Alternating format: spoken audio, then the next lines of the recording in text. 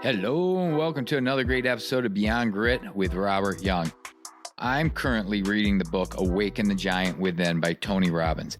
I've been reading the chapter on how we make decisions, how we make the decision to quit our jobs to get a new job, to stop smoking, to stop drinking, to get back to working out, putting ourselves out there to meet new people. You know, the list goes on and on. And all our decisions are based on a pain and a pleasure. When I decided to quit smoking 25 years ago, I really had to, one, make that decision. Two, I had to think about the pleasure of how it's going to be to finally not smoke. So the pleasure of not being winded when I wake up and walk up the stairs, or the pleasure of not smelling like smoke, the pleasure of being with my family for more years, you know, the pleasure of just my overall health. So, you know, yes, the pain was there, and quitting smoking and quitting things that have become habit are not easy, and there's pain associated with them. So I had to stop focusing on that though. And what I did, I focused on what I just named, the pleasures. And in doing that, it made the journey much easier, and I was able to focus on it. And like I said, it's been 25 years and I'll never, ever go back to it. By understanding this concept of the pain and pleasure is, to me, life-changing. You know, once you start to understand your emotions and understand why you're having those emotions and why you're having this fear, you can then start to control them. And once you start to control your emotions, that's when you can start to thrive. My guest this week is Ken Newbill. Ken is a certified holistic health and nutrition consultant right here in the Charlotte area. You know, he was a formerly obese 45-year-old man. He had already suffered a heart attack. He knew in his life something's got to change. He went to the gym, he started eating better, but he wasn't losing any weight. Nothing was going on. His health was still pretty much remained the same. So that's when he was driven to really dig deep and learn everything he could about the natural healing and the natural healings within his body. I mean, we talked about food. We talked about the gut. We talked about dangers of water. Yeah, you heard it, water. So do a Google search of Newbill of Health and check him out. He's got a lot of great information, super fun guy, and very, very knowledgeable. So sit back, get a cup of coffee, put your feet up, get your hot tea, and enjoy the show, and I'll see you next week. Good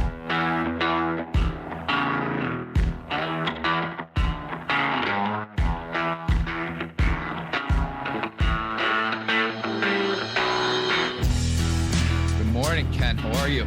Hey, Grand Rising, Robert. I'm doing great. Good. How's your week going?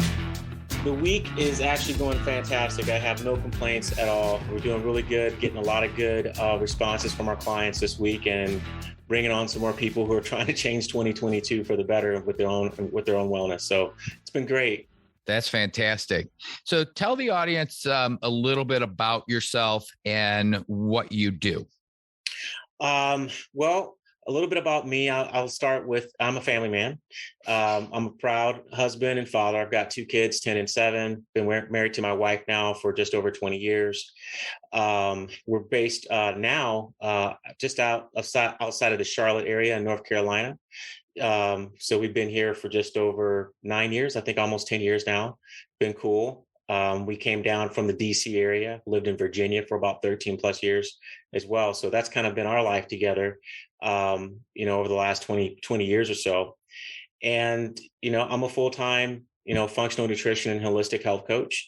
And we specialize in helping professionals get out of the rabbit hole of fatigue and essentially help them structure lifestyle strategies to keep them out of that dysfunctional state for the rest of their life and improve their abilities to stay younger longer. Did you grow up over in the DC area? No, I was not. That was kind of where I left the military. I was in the military for about 13 years. I served in the special operations community for that entire time, which was a very interesting experience. Been overseas plenty, participated in plenty of conflicts and wars, and blessed to come home and to still be alive. I would say definitely that I've moved around a lot in my life, even as a Mhm. child. So I was originally born in South Bend, Indiana, but pretty much raised in Austin, Texas, for the most part. Spent a couple of years on the way to Texas in a small town called Heston, Kansas, just outside of, I think, Newton, and a few miles away from Wichita. So dead center Tornado Valley. Oh my gosh. Yeah, we used to Oh yeah. just basically watch tornadoes every day for the Really? most part. Yeah, for the most part. Yeah, you saw them all the time. Did you see a lot of the people, the tornado chasers and stuff when Oh, that was from really time to big? time. Yeah, you Yeah. see them out there doing their thing from time to time. But being a kid, we were just under desks and stuff, running drills. But as we got older, we realized they weren't drills; they were real. No. Um, Now, were you in a military family growing up? No, it was just, I'm a 70s kid. And so, I attest, a testament to, why we moved around a lot was that was kind of like the era when, you know, job market changed and families just really started moving about more to find opportunity. And so I think that was the big catalyst of change in my life. Both my mom and my dad ended up moving over various places. And so that started to round out my life experience, Mhm. going from place to place and, learning, how to live and thrive in different demographics. How different Austin is today from when you were probably there. Oh my gosh. Austin I think it's still, at the root of what Austin is. It's still there. It's really busy It's there. changing, busy. Yeah. It's not so much as Austin-ish as it used to be. I Mhm. kind of call it Carolina East now. I mean, not Carolina, but California East. Okay. Because there's been heavy migration from California into Austin for quite a bit of time now. And I love Austin, but it's definitely not the same. It's one of the reasons I ended up coming here instead of going back to Austin when we decided to move out of the DC area. I'd already had Okay. enough of traffic and overgrown, society. So going to Austin wasn't going to help me in that arena at all. So we ended up coming to Charlotte, moving to the outskirts of town. We live in a small town called Monroe, right on the edge of where all the crops start. Yeah. Out in our area. So I know it's a little more peaceful, Yeah. for us here, and we enjoy it. Yeah. And how crazy the Charlotte area is growing too. Oh yeah, yeah, yeah. When we moved here about 10 years ago, I knew we had about 15 to 20 years Hmm. before it just got overgrown. Because the reason we moved here was because I felt like Charlotte is kind of like Austin 35 years ago. Reminded me a lot of when I was growing up. It's like, gosh, there's lots of opportunity here, lots of growth opportunity. Um, People still are nice to each other. Hmm. Everybody was encouraging me to move here, just asking locals and stuff, and they're like, yeah, a place where people talk to each other, say good morning regularly still, and have pretty decent courtesy overall. So humans are still being humans here, which is pretty cool. Yeah. We went to Austin. My wife and I went to Austin about 4 years ago. And I thought kind of the same thing. It had the city, the larger city, but it was small. And then you had the neighborhoods kind of like Charlotte. So it really Mhm. reminded us, of the Charlotte area, just the way it was laid out. Yeah, I thought it was kind of cool. We've been down here for coming up on 11 years. It'll be 11 years the end of February. We moved nice. from Michigan. So I love it here. Yeah, I you mean, got it's to, great. man. At least you're missing out on those snowstorms. I know. I know. I don't miss that. I don't either. Uh, so were you always into fitness and being healthy? Absolutely not. Absolutely not. A little bit about my journey. I think it kind of starts when I was a kid. I had a lot of, if you think about the timing of my life, born in 72. And so our food culture really started to shift dramatically in terms of toxicity through the 70s, because that's when commercial agriculture went very heavy into glyphosate and different herbicides and pesticides, getting into our foods and breaking down the earth's soil and, getting the proper nutrients out to where they wouldn't really serve us that great. So I kind of grew up in that era. I've been like in that entire era. And so I was reacting to foods way differently than my family was, right? So other people in my family could eat the same foods. I would eat these foods and swell and inflame pretty dramatically at a very young age. So I had weight issues ever since I was a kid. I always had struggled with my weight. I developed migraines at a very early age. They were undiagnosed for a very long time. We just kind of called them episodes of when I would have blackouts and things like that would come as part of a classic migraine attack, nausea, throwing up, the whole 9 yards. And I was not just like a super healthy kid. In fact, when I went into the military as a teenager, I had to do extra basic training because I was not fit enough or strong enough to get into the Army with just regular basic training. I needed remedial training. So that just shows the level of weakness and less resiliency and strength that I had just to get through something very simple. I think that most people should be able to get through with their youth. So I won't discount that at all. Not proud of it, but it's part of my journey, man. It's just real. Right. You had pretty scary. So you and I are the same age. I was born in 72, 49. You had a pretty scary episode a few years back. Yeah. And at a young age. Can you explain that?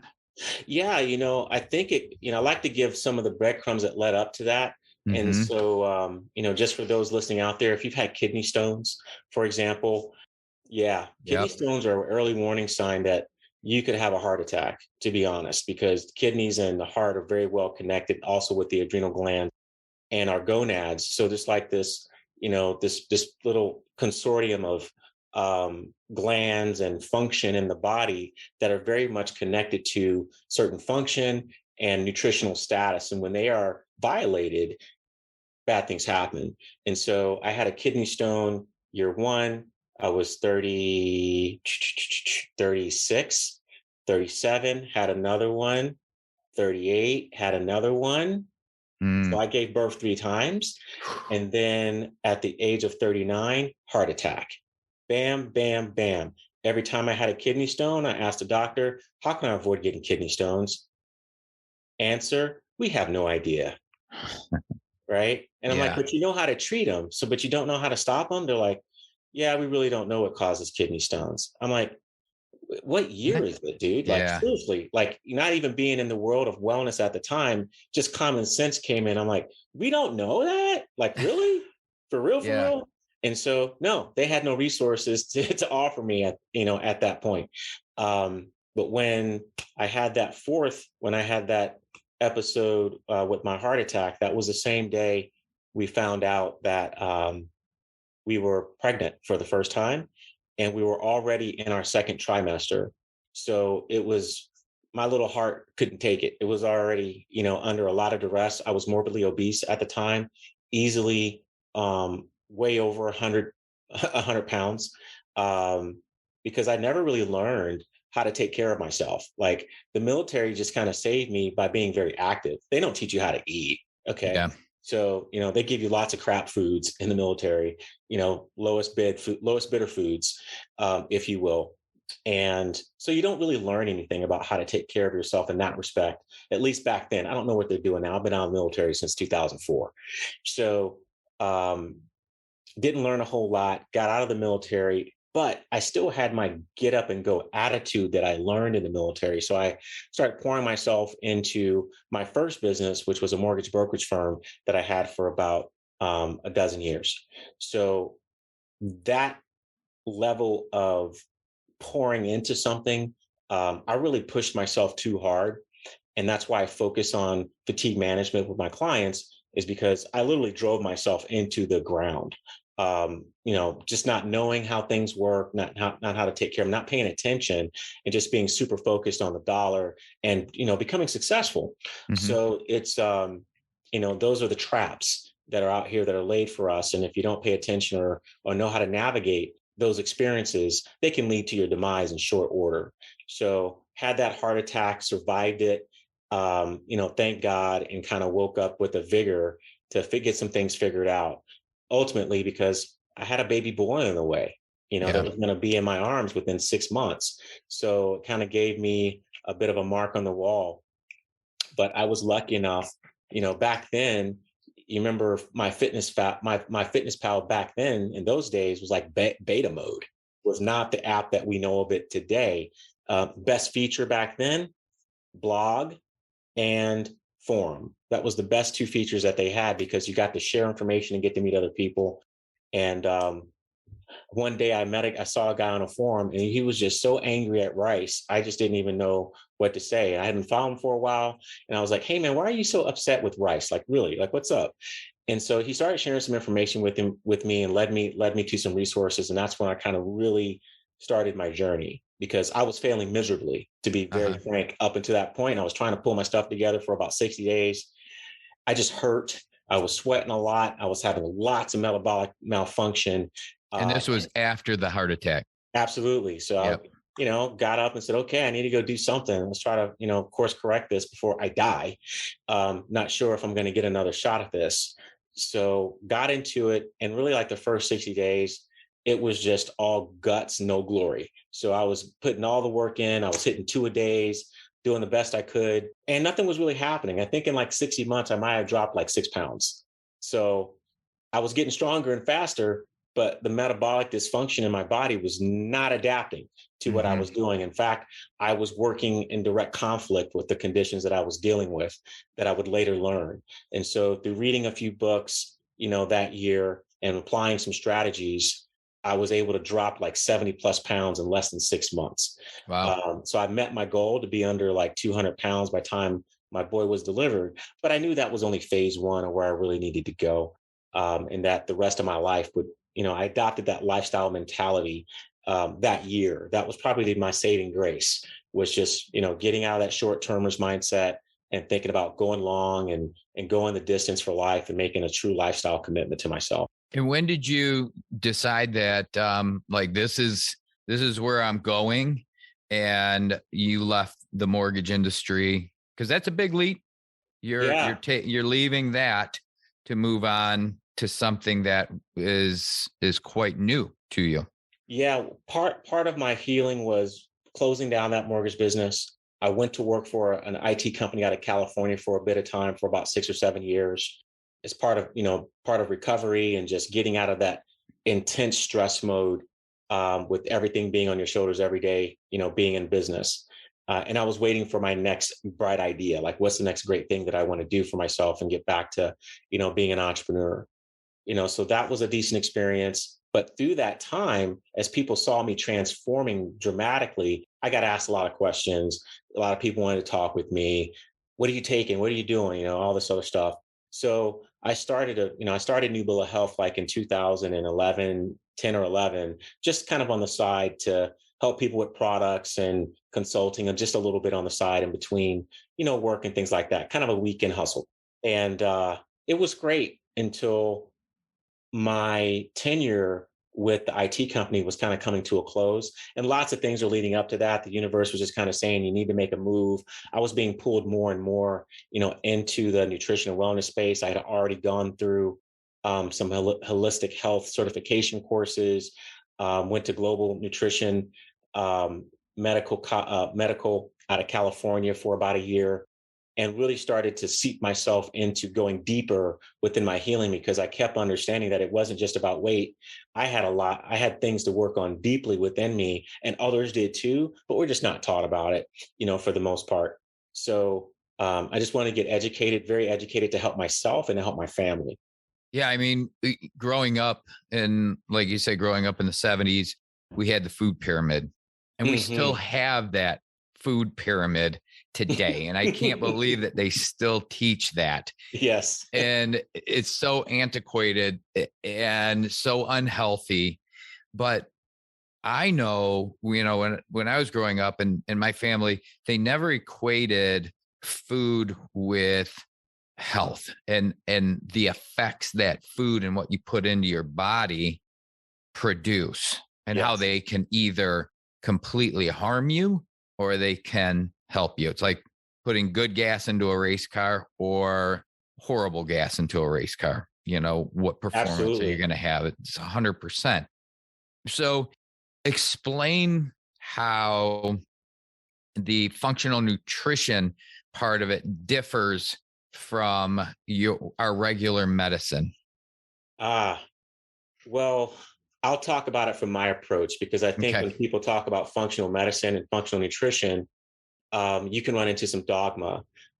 So I prefer just to share my philosophy, because I think sometimes a philosophic approach can kind of keep you out of the weeds and simplify what you really need to do in life to course correct. Functional medicine practitioners and even functional nutritionists, we have this innate ability to go way too deep, and no one cares. What people do care about is healing and getting dramatic results, to get them where they want to go in life. So for me, starting off, in the holistic side of things and just looking at full body, mind, spirit, recognizing that, hey, it's not just one thing in this process of healing that's really critical. There's a unification and synergy that must come to a head at some point for you to unite all of these forces within you as a human being to truly get where you want to go. The nutritional aspect, or the functionality around nutrition, is just applying nutritional principles to heal. That's bottom line what it's all about. How do we leverage nutrition in such a way that we can influence processes in the body to course correct, to allow your body to perform in its optimal potential? That's it. That's super, super simple. And almost for some people, they go, it's too simple. It's because you've been allopathic medicine to death your entire life. And they've claimed that everything is super, super complicated and you have to follow their path in order to heal. And that's the biggest lie on the planet. It's more simple than most people want to give things credit for, yet the exposure is small to the information, because we have to have deeper conversations, and the strategies to get better aren't just simply taking a pill. So the biggest piece is healing versus just going through treatment in that respect. As long as you're going to an allopathic, traditional, so-called traditional healthcare model, you're just going to get patched and placated to and get your symptoms treated. However, you're never going to gain any deep healing opportunity, because that's just not what those medicines do. They don't provide healing. They actually provide more toxicity and complication in the body over time. Although, for many people who just are not willing to make changes in their life, it can sustain their life and keep them living here as they stack up more misery, more side effects, and more degradation in the body over time. I remember I was going through my CrossFit coach training, and then we were talking about nutrition. And there's so many people that can go to their yearly physical and they get their blood work, and the blood work comes back and they're like, look at that, my blood work is great. But their quality of life is horrible. Yeah. I don't want to be bedbound or in a chair for years, but my blood work comes back. Look at my report card, man. Right? That to me is not living. Like I want to live and I want to get out there and I want to do stuff. That's why I find this so fascinating, because if I go to the doctor and I go to my physical and he's like, hey, I see your cholesterol is a little bit high. You might want to think about taking this pill. I'm like, I don't want a pill. I don't want a pill for anything. How can I correct this on my own? Maybe some things are hereditary, but I'm going to take that other side and try to see what I can do on my own. No, man, what I'm putting into my body. Yeah, that's always the best approach. And people that are depending on that report card for true health, they're missing the boat, because it does really get people an excuse to continue to do poor things to themselves because the doctor said your blood works great. Okay. Because that's just the biggest hocus pocus garbage that they can do to us, because what they're really doing. I'll give you an example. I worked with a client about 18 months ago. Guy was easily 150 pounds overweight, big guy, big, tall guy. So he could get away, with it a little bit, or so he thought. His doctor kept telling him for years, I'm just so surprised You're so big and overweight, yet all of your stats look great on your blood. Yeah, there's a season for that, and it ends at some point. And it ended from him in December of last year when he had a stroke and a heart attack. He was bedridden in the hospital for 3 months. So take a look at yourself, truly gauge how you feel, and stop playing games, because the doctors are going to let you play games. They're going to allow their tools to do what they do. And until you hit a certain threshold of severity, they can't treat you with a medicine. So they're literally waiting. That's the worst thing. I hate to hear doctors say, oh, let's just keep an eye on it. Right? Yeah. Why do they want to keep an eye on it? Because they're waiting for you to get to a state that's not that they can medicate you or cut you. That's why. So they're going to monitor that and use the tools that they have at their disposal to help you when and if that time comes, in conjunction with being in alignment with insurance, because that's what truly drives their motive. Follow the money. Absolutely. Yeah. Now, what are some of the signs that people can look for in themselves that says, hey, maybe I should go and come and see Ken? I specialize in fatigue healing and management. And I decided to go into that realm because this gets to the core of so many issues in the body. And by focusing on energy and all the things that influence energy creation, you get to the root of so many issues in the body that the body's is forced to heal, because you're addressing it from a systems perspective and not a symptoms perspective. Because most people tend to chase symptoms, like, I feel this, I feel that. What can I do to alleviate that discomfort? And we're just not understanding that discomfort is a communication. It's just the body trying to tell you what's up, like what's not working very well inside of this machine.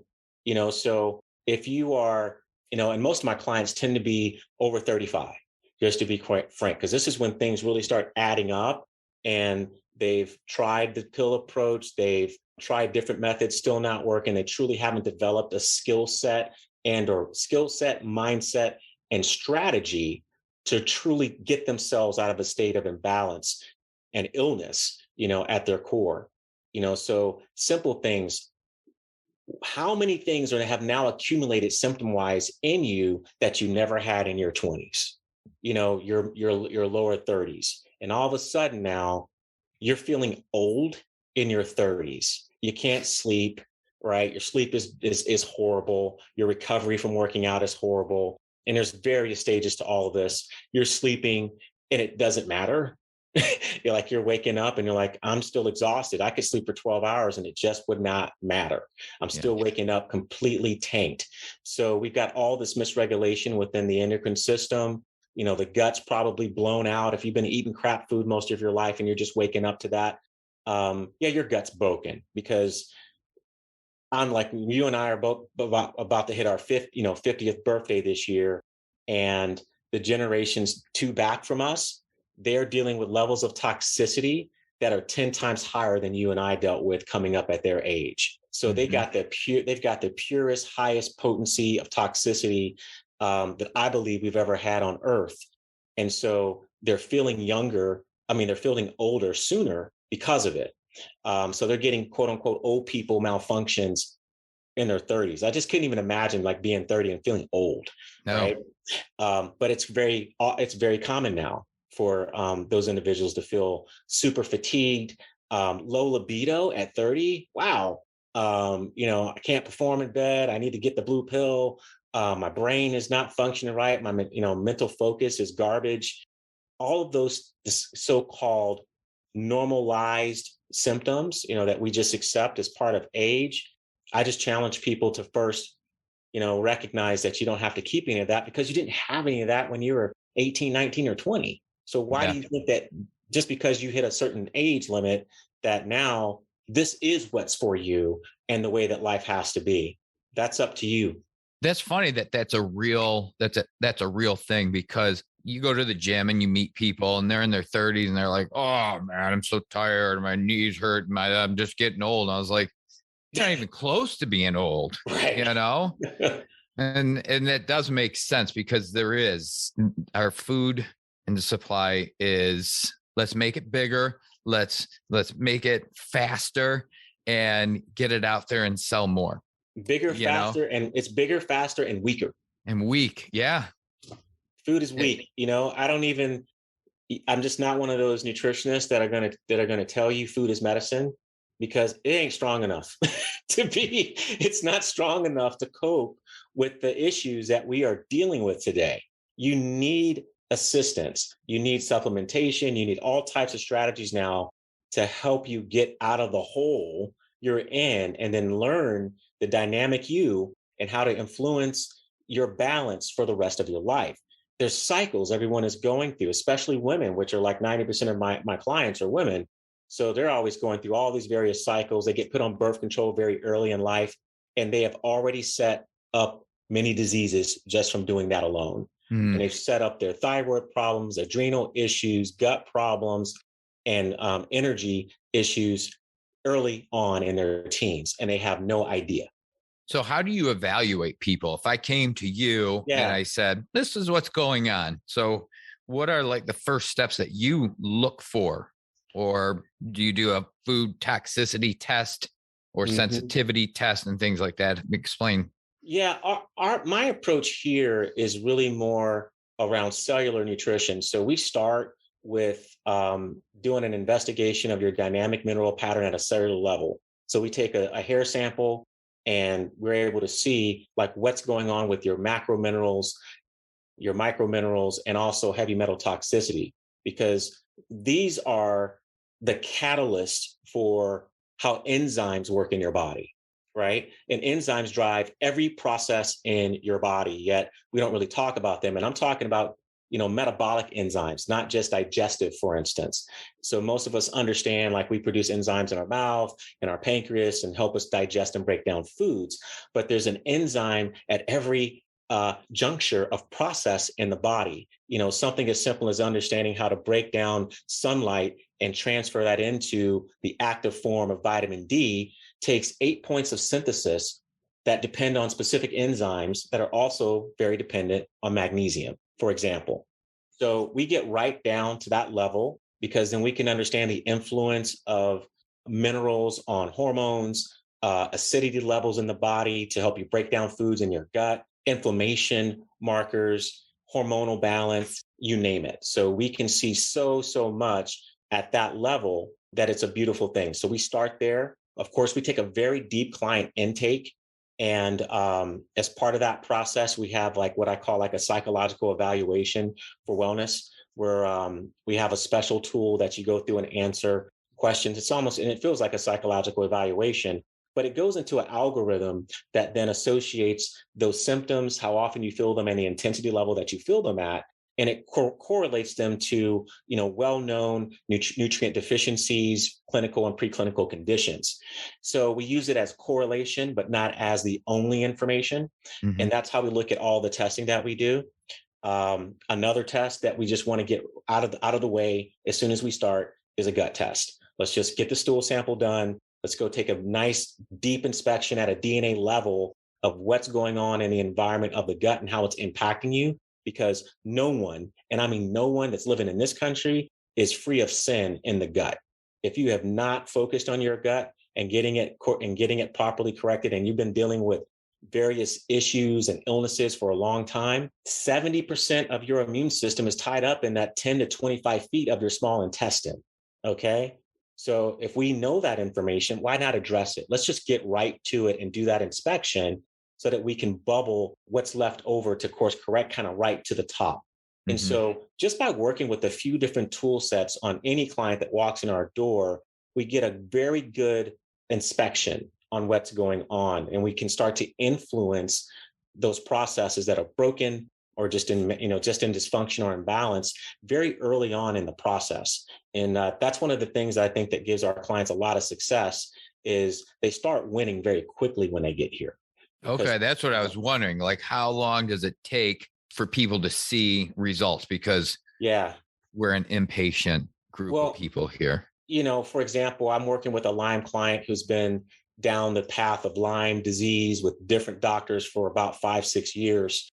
She was referred to me by another practitioner, and literally within the first 30 days, something happened that she hadn't seen happen in a very long time. She dropped 6 to 8 pounds in like 3 weeks, and nothing else changed. Just a few things that we tried to bring into her life right off the bat to just get her moving in the proper direction as we start to nurture her with the information that we received from her testing. But one of the key values of our company is momentum. It's momentum. You need momentum in wellness because we're Americans and we are hooked on fast results, period. Yep. Because that's how everything is sold to us here. It's part of our culture and we can't ignore it. So I don't ignore it. So I want to help influence my clients' ability to get wins very early in the process so that they can, one, know they have the ability to heal. I'm able and I'm starting to feel better. So there's efficacy in the approach. So why not commit more to this process? So that kind of straightens them out and gets them on a straight and narrow to know I am doing good work for myself. This is really important. And that test that I told you about earlier, we use that as kind of like a report card because it's literally like the language of your body that when you're expressing what you're feeling. And so we can take a course, we can take the very first one you did and 90 days later, pull it out again and go, let's check you out. Look at how well your report card is. This was all in reds. Now this is all in greens. Whoa, right? Yeah. How about that?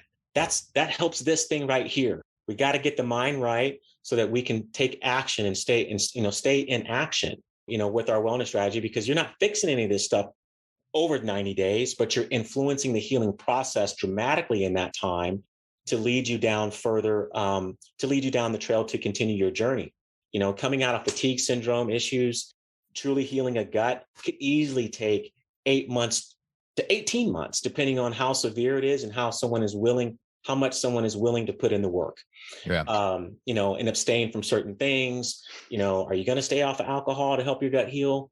It's tough for a lot of people, so from time to time, they're going to have a little bit of, backsliding that's going to happen. So we try to account for that in our wellness strategies with our clients. Now, do you incorporate kind of your supplementation along with proper nutrition, along with an exercise? Do you have them kind of follow that whole you got to do it all walkway? If you really want to do it right, and that's all we're really concerned with here. Like we're not caught up in any dogma or any supplement or approach. My only attachment to every one of my clients is that they win. Mm-hmm. Like that's it. Are you winning? Do you feel like you got this down? Are you getting what you want out of this experience? But yeah, there's always a component of all of those things. You got to move. I can look at a gut test and tell people are lying about working out because your gut will produce certain bacteria when you work out regularly. So it's important because exercise influences hormones. If you're not exercising and you're complaining about sleep, shut up complaining about sleep. Go move your butt. Okay. Yeah. Give your body a reason to rest if you're not resting well. That's kind of one of the first simple things that we can do. What you do during the day will influence your night. So having a true holistic approach to where, we're doing the movement, we're doing the proper nutritional strategies. We're also using holistic therapies to get in deep where we need to get in deep. Maybe we have to do some deep cleansing, detoxification. These are paramount things that get skipped a lot when you have different modalities of focus. You've got a lot of, I would say, like chiropractors, for example, that may just go into functional medicine because they want to add that onto their business model. But maybe they've never really had like a health crisis in their life, number one, to recover from. Number two, where is the rest of the pieces here? So the rest of the pieces around holistic wellness, not just functional alignment, is critical. So I don't think one approach is the end all be all, but having a combination and philosophy around how to approach healing the body as a whole is more important than knowing that, this particular nutrient affects this one in a certain way, because your client really doesn't care. What they care about is getting better. So you can't really point, I had a question here and I said, what's the number one most toxic thing we put into our bodies on a daily basis? Yeah, that's a really good question. Yeah. I mean, there's so many people look at, well, is it wheat? Is it alcohol? Is it sugar? Is it? I'll tell you. What is it? It's the number one that plagues everybody in the entire world and has been for a long, long time. Mm-hmm. Water. Yeah. Water is the number one killer of all people in the world today. Really? Period. And it has been for a very long time, but no one wants to talk about it. Water's dirty. It's carrying all the stuff. Most of our water that we drink is dead. Yeah, it's water because you got to shower, right? Yeah. Yeah. Yeah. So we're showering in dirty water with fluorides and chloramines and chlorides and contaminants and drugs. And it's getting on the biggest organ in our body, the skin. We've got the biggest absorption factor. I'm scared to even go to swim. I don't even like swimming in swimming pools because if you just know what it is, you're like, why would I want to soak my body in that? Yeah. You know what I'm saying? So it is water. Water is the number one contributor to illness. I consider it the number one problem with thyroid, number one problem with gut, because all the gunk is in the water, man. It's there. And are you talking about the water that we drink every day, the water, from absorption and showers and tubs and stuff like that, like the whole? All of it, all the water, because like for example, you're on a municipality water system, you know what they're putting in the water, right? You can go get the water report and you can see the allowable levels of certain chemicals that do your body no good at all and cause lots of systemic issues long-term use. It's a very simple way to poison people slowly over time. It's water. It looks clear. So the brain goes, clear water. That's good, right? But just because you can't see it doesn't mean it isn't killing you slowly. The other side of that is I work with a lot of clients out in rural areas, and many people believe because they're on well water that they get a buy, and they don't, because most well water is very much contaminated if they live around commercial agriculture. Number one, and then a lot of the toxicities that go into the soil, they're going to seep through, but they're also going to provide certain levels of nutrients at a level that we just can't accept.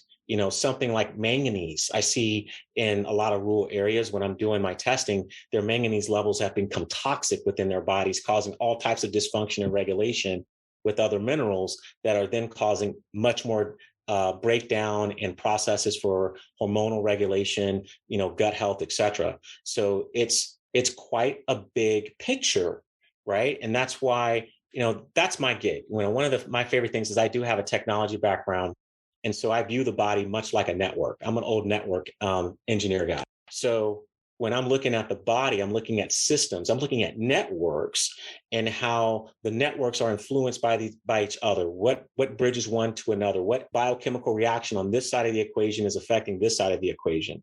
Being willing to do that functional inspection is necessary. Like that's truly beneficial to people, even though we may not share all of that information with our clients, but having that knowledge and being able to document those processes and influence those processes is what's critical. So having a functional wellness map for each person is super, super important. Even things like understanding, your stress levels and where it's coming from. I call those things like energy leaks, that you're not aware of, that you're pouring out nutritional status because you don't know how to respond to certain stresses, and you're losing lots of nutrients because your central nervous system is on point. It's like rocking all the time. It's never getting a break because you're stressed about work, you're stressed about bills, you're stressed about accomplishing certain things, you're staying up too late, providing more stress, relationship issues, and you just haven't had a good upbringing on learning how to manage it. Yeah.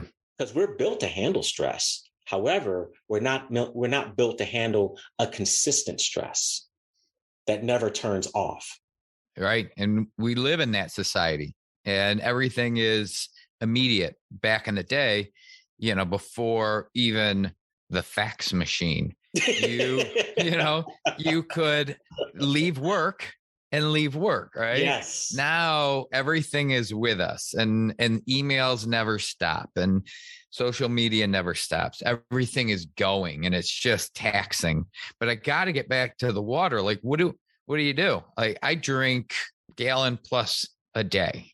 You got to clean it.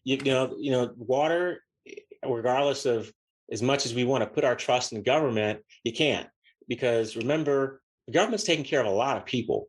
They're going to do what they need to do to get whatever they got to get done. And there's reasons that they put some of these chemicals in the water. Doesn't mean that we have to embrace it. So it's our responsibility to take it to the next level. If you want a better service, then clean your water, filter your water.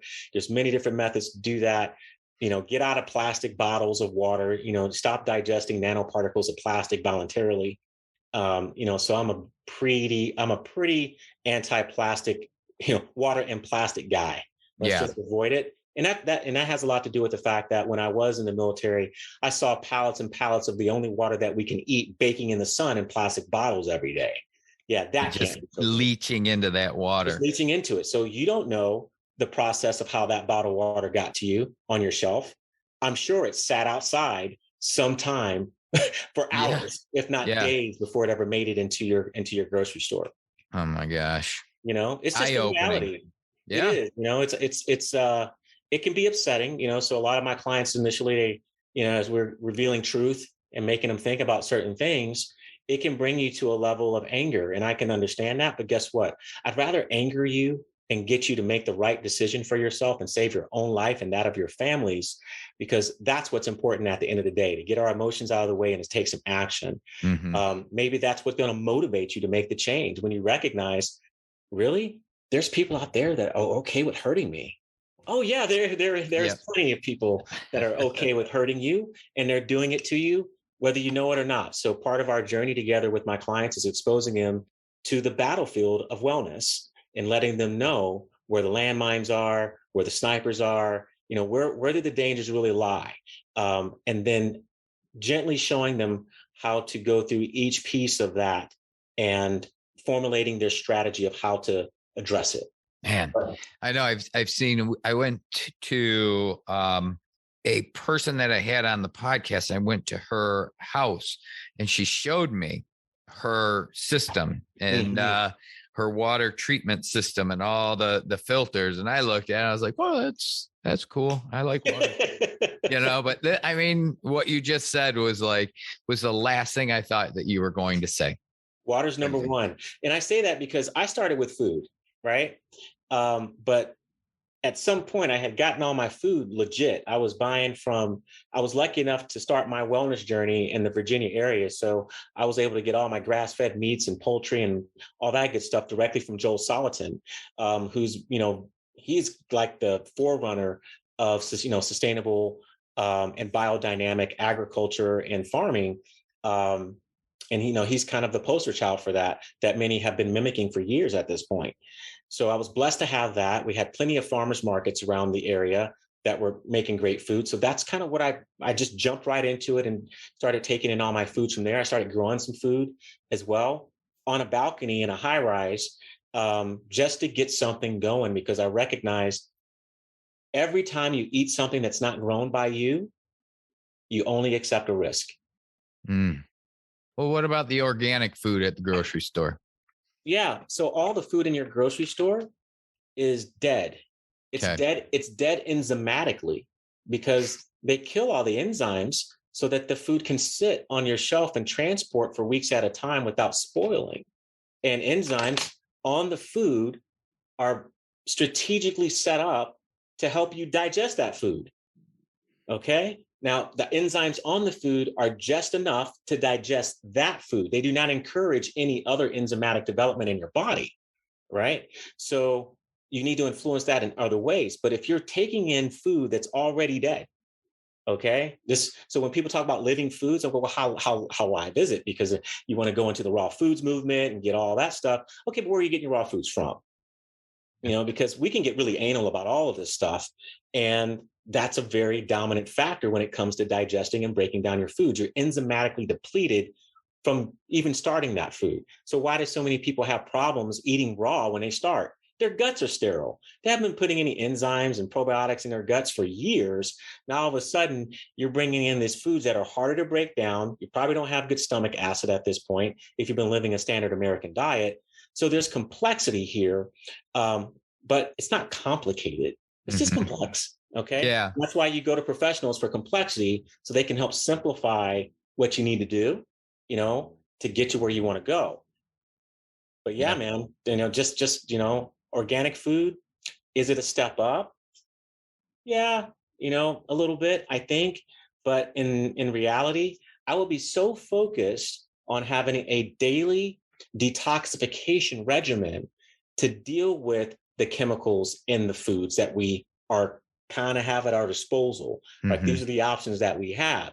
So if you're going to eat out of the grocery store, then go ahead, but get a good defense strategy to help you mitigate some of the issues that those foods are going to naturally give you, period. Even if you're shopping on the outside of the grocery store, that doesn't give you a buy. It might get you somewhat better, okay? But there are levels to this game, and there's definitely, I've seen plenty of people that try to go raw vegan or raw vegetarian, and they got sick as a dog.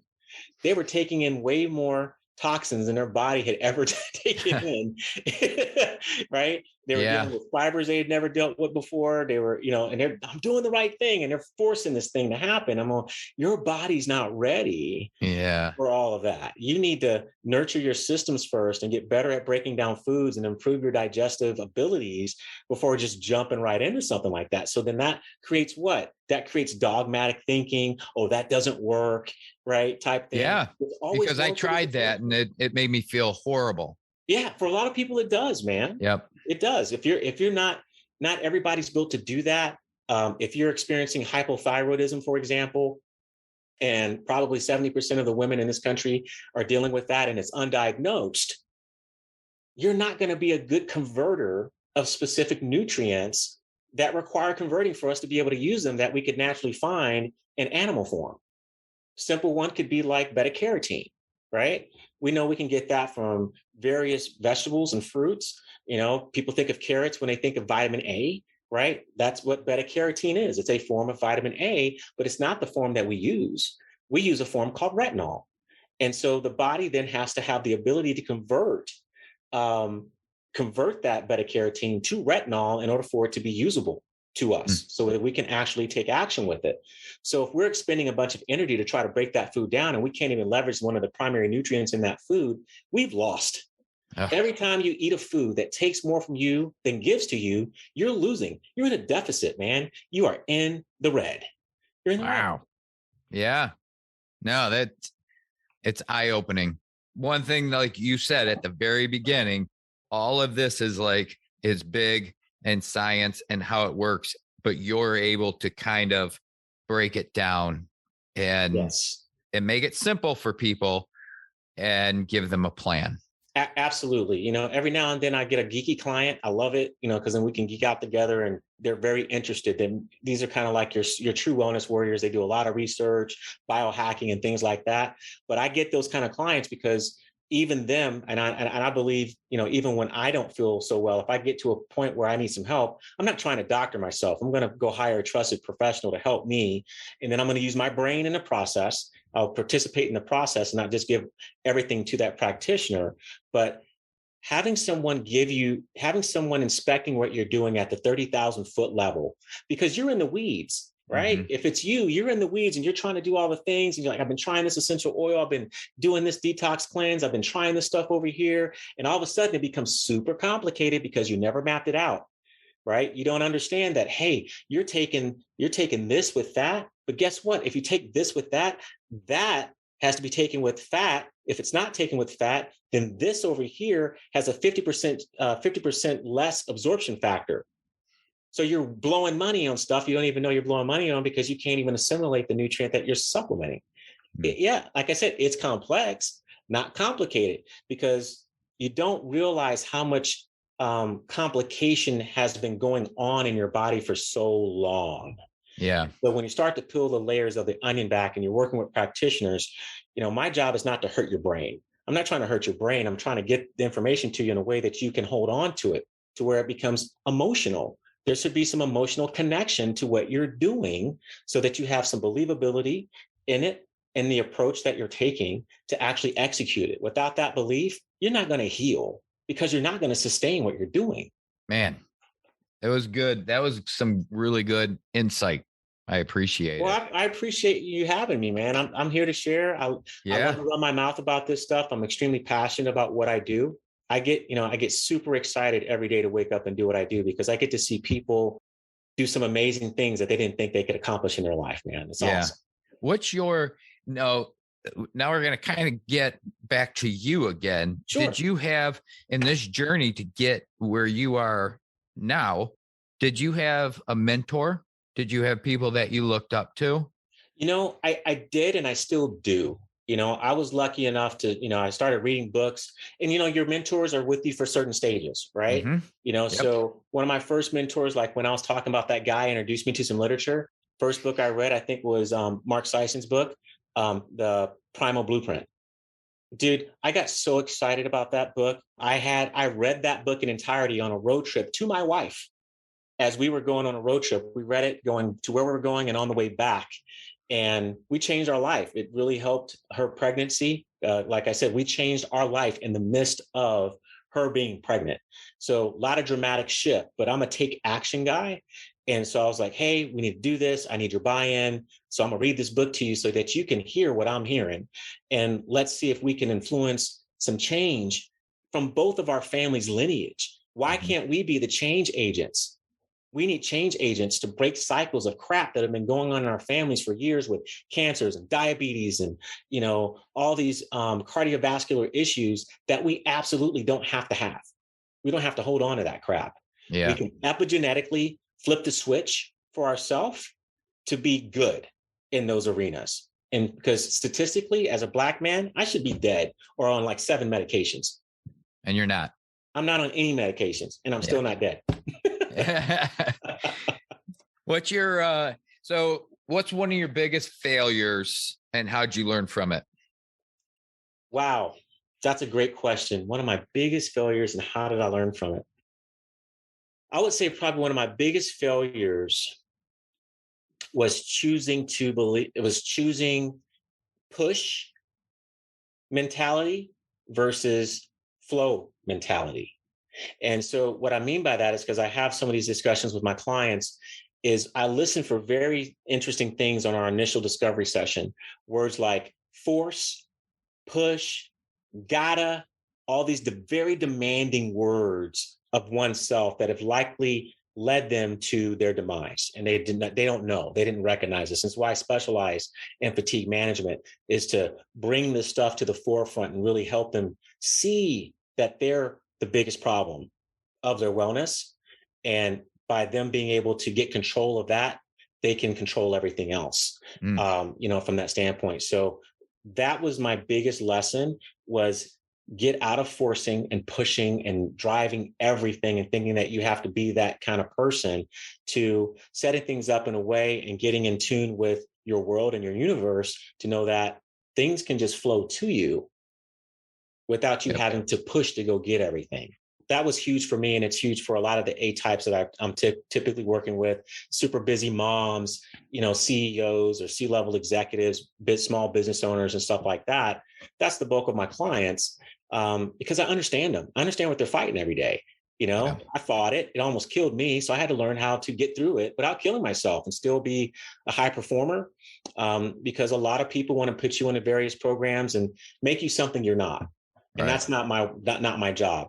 I'm not going to tell you to diminish yourself, to turn yourself down. I'm going to show you how to properly apply principles of wellness and nutrition appropriately for what your life demands. Yeah. Because that's what we really need to understand more than saying, oh, you can't have any stress in your life. You shouldn't do that project. You should just sit on the floor and do yoga and just read books all the time and everything's going to be great. We live in a real world here in this matrix that we're in. And it requires us to do certain things and act a certain way because we want to get certain things, want to achieve certain things. I don't want to sit around a tree all day. I got stuff that I want to do here. Okay. So why not teach me how to work with who I am more so than just try to change who I am? And every one of my clients are going to do some level of transformation, but I still want them to be that hustler, that grinder, but appreciate cycles and understanding how to treat themselves as they go through various cycles in the year, depending on their business or career and, seasons in life. Okay. To accept where you are. Can you accept that I'm 40 with 2 kids and a wife and bills and this? You are not showing up like you're 20. You got different stuff going on. You have different factors, going on that are impacting you. And we need to adjust for that. We need to adjust for it. My season of life will be very different once my kids leave my home. Mm-hmm. Okay. That will allow me to do what? to do more working out, to do more relaxation, to do all. But guess what? I'm an entrepreneur. I'm a dad. I'm a stay-at-home dad who homeschools. So, I'm putting it all in every day, here in my house to make it happen for my family. And I wouldn't change it for the world, to be very honest with you, because I only get my kids for a certain amount of time, but that's a season of life. And to be able to recognize that wherever we're at is not where we're staying. So can you accept having a little pudge around your gut because you're going to spend more time with your family instead of spending 3 hours working out? Yeah. Why not? I'll take that sacrifice for a little while. I'll get the 6-pack in a couple of years. It's good. There you go. I'm good with a 2 and a 4-pack, and having great blood work. Yes. Yeah. That's good. I was a stay-at-home dad for 8 years and not a homeschooler. I couldn't do that. So kudos to you. But thanks, man. I really appreciate you sitting down, spending an hour with me, and I thought this was a great conversation. How do people find you? Oh, finding me is super easy. If you Google Newbill of Health, I'm it. So if you do a search on Facebook for Newbill of Health or Instagram for Newbill of Health, I'm it. It's a very unique name. Such a great play on your last name.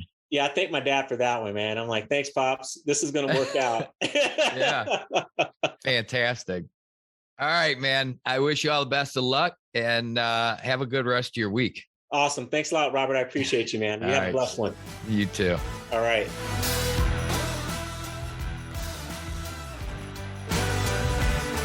Thank you very much for listening to this episode of Beyond Grit with your host, me, Robert Young. If you've enjoyed today's episode, please subscribe, rate, and review. Tell somebody about it. You can find this podcast on all major podcast platforms, and be sure to tune in every Wednesday for another exciting success story of somebody going beyond grit. Until then, take care.